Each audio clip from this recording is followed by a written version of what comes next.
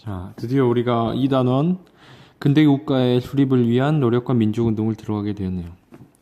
1학기 사회는 총 크게 1단원, 2단원, 3단원, 3개의 큰 단원이 있는데 1단원은 우리가 이미 했고 이제 드디어 2단원을 들어가게 되었어요. 자, 2단원부터는 좀 가슴 아파요. 조선시대 백성들의 삶도 가슴이 아팠지만 이제부터의 우리나라의 모습은 더욱더 처참하고 비굴하고 가슴 아픈 일들의 연속입니다. 나라를 뺏기는 엄청 큰 슬픔도 겪고 민족끼리 서로 배신하고 이간질하고 친일파 덕분에 고생도 하고, 그리고 광복을 한 이후에도 우리 동포끼리 또 전쟁을 하고 몇만 명이 죽고 서로 죽고 죽이는 시기도 있고, 오늘날 우리가 편하게 살게 되기까지는 아주 가슴 아픈 시기를 우리의 조상들이 겪어왔다는 걸 꼭 알아야 돼요. 자, 이 근대 국가라는 거는, 여러분 근대라는 말이 좀 어려울 텐데 쉽게 생각하면은 정치적으로는 민주사회, 오늘날과 같이 우리 한 명 한 명의 권리가 중시되는 민주주의, 경제적으로는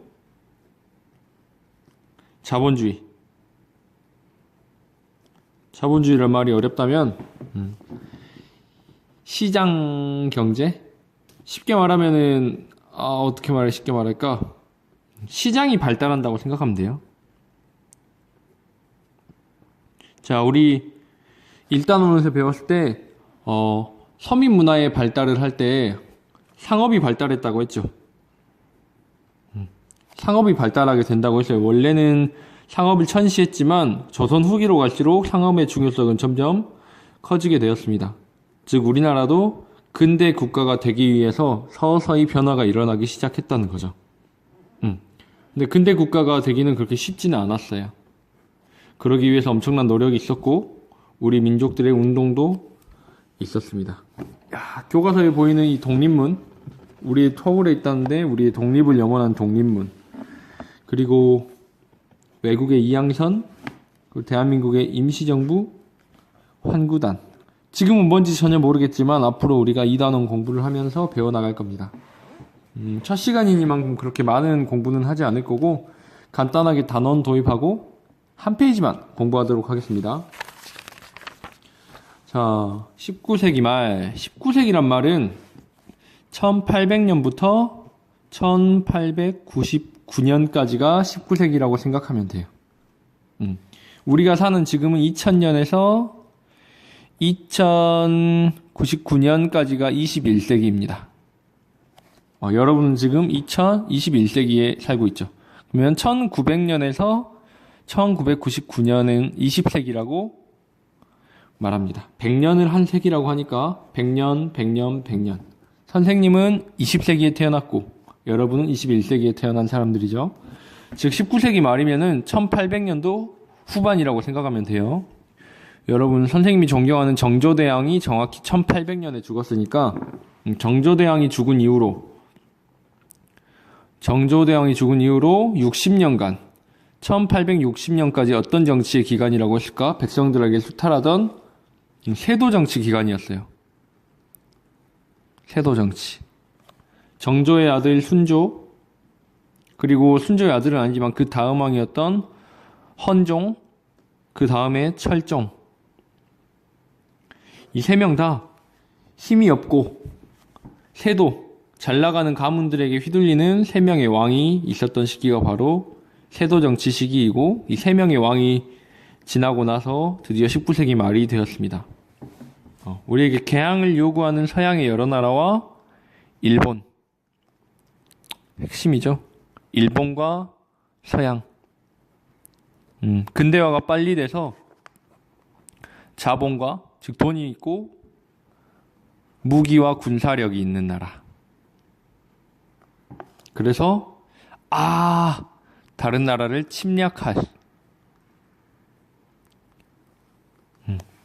다른 나라를 열심히 침략했어요. 그거를 어려운 말로 우리가 제국주의라고 합니다. 일본은 동양에서 가장 먼저 근대화를 이뤘고 서양의 선진 문물을 빨리 받아들였기 때문에 보통 서양이 동양을 침범했을 때 일본은 서양과 같은 역할을 해서 우리 동양을 침략했습니다. 그리고 그 희생양이 중국을 비롯해서 우리나라와 여러 아시아 나라가 되었지요. 이렇게 침략을 받으면서도 우리 민족은 여러 방법으로 이 외세들과 맞서 싸우려고 저항을 했지만 무력을 앞세운 일본의 나라를 빼앗겨서 식민 통치 기간을 자그마치 40여 년간 40여 년 동안 우리나라는 주인이 일본이었어요. 그렇겠죠? 자, 우리 민족은 하지만 빼앗긴 나라를 되찾기 위해서 끊임없이 노력했습니다. 과연 어떤 노력을 하였을지 이 단원에서 배워보도록 합시다. 배워봅시다. 여기 아래 연표를 보면은 쭉 무슨 일이 있었는지 알 수 있는데 병인양요, 신미양요, 연도별로 다 있죠? 이모군란 갑신정변부터 쭉 있지만 여러분이 알기에는 너무 어려운 말. 안중근 3.1운동 정도는 알 수 있겠네요. 차차 공부할 테니까 겁먹지 마세요. 오늘은 어디까지 할 거냐? 딱 여기 55쪽까지만 할 거예요. 집중해 봅시다. 조선의 개항. 개항이란 말은 여러분이 교과서 여기서 볼 수 있듯이 항구를 연다는 말이에요. 열개와 항구의 항자. 항구를 연다. 근데 이게 무슨 말이냐? 항구를 연단 말은 단순히 항구를 열었단 말이 아니고 외국의 배가, 외국의 물자가 우리나라에 오고 갈 수 있도록 즉 교역을 시작한다는 거예요. 무역. 여러분 무역이란 말이 더 쉽겠구나. 물건뿐만이 아니라 항문도 그리고 사람들도 왔다 갔다 할 수 있게. 즉 개항을 한단 말은 다른 나라와 우리나라가 활발하게 교류를 시작한다는 얘기인데 우리나라는 안팎으로 어려움을 겪었죠. 안으로는 뭐가 힘들었을까? 그래요. 세도 정치로 인해서 부정부패가 심했고 그래서 뭐가 생겼지? 우리 농민들의 봉기가 연이어 일어났어요. 농민 봉기가 가장 심했던 연도가 1860년도니까 19세기 말이라 할 수 있겠죠. 그러니까 안도 너무 어지러웠어. 우리나라 안도 매우 어지러움. 근데 제 밖으로 우리가 안은 충분히 알아봤으니까 그럼 도대체 안 밖은 도대체 뭘까? 밖은 바로 서양 열강과 서양 열강 여러 강한 나라를 열강이라고 말해요. 플러스 얄미운 일본. 일본으로부터 계속 침략하고 우리나라를 넘보는 일이 많이 겪습니다.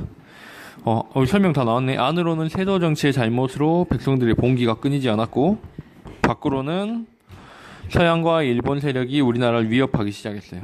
아주 다양한 방법으로, 셀 수 없이 많은 방법으로. 그래서 우리나라는 조선의 세도 정치의 잘못을 바로잡고 서양과 일본 세력을 막아내려고 노력을 했는데 결국에는 다 실패하긴 했어요. 하지만 실패했다고 해서 의미가 없어지는 건 아니에요. 이 노력들에 대해 알아보도록 합시다. 어떻게 과연 막아내려고 했을까요? 여러분이 꼭 알아야 되는 첫 번째 인물 바로 흥, 선, 대, 원, 군. 별표 3개. 바로 고종의 아버지입니다.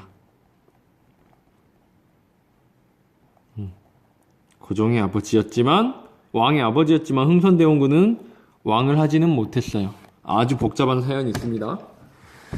대원군이라는 말은 왕의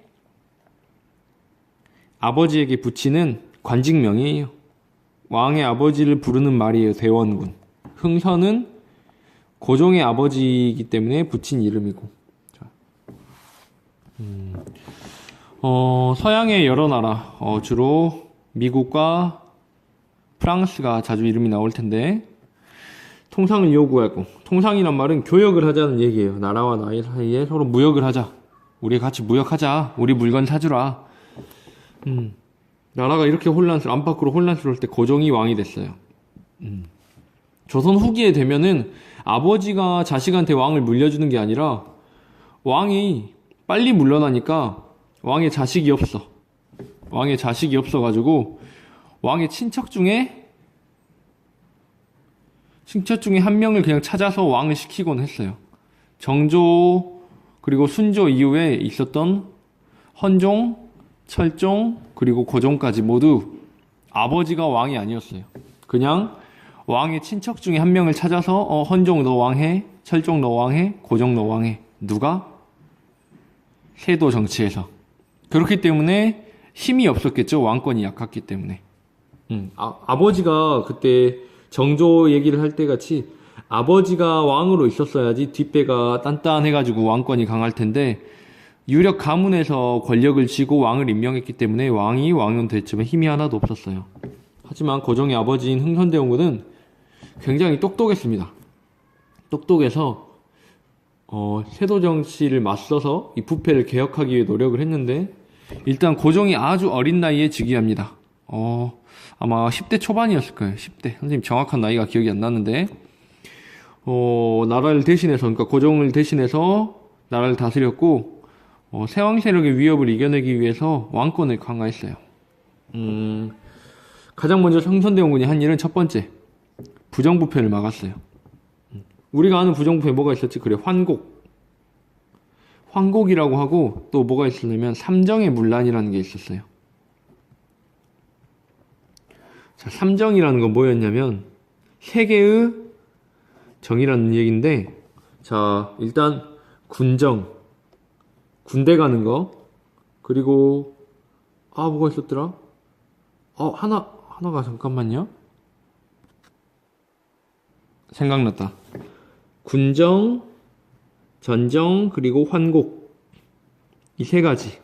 군정이란 말은 병역, 북방의 힘을 말하는 거예요.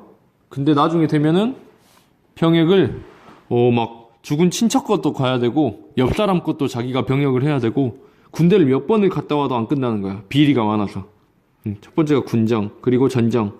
이건 밭전자예요, 밭전자. 하여튼 밭에서 나는 곡물로 세금을 내는 건데 막 세금이 나중에는 엄청나게 많아지고 서민들한테 세금이 다 몰려가지고 수탈의 대상이 되었어요. 그 마지막 환곡, 여러분 잘 알고 있죠? 이 세 가지가 아주 문란해가지고 비리가 많이 있었어요. 비리가 아주 많다. 근데 흥선대원군은 이 삼정의 문란을 바로잡습니다.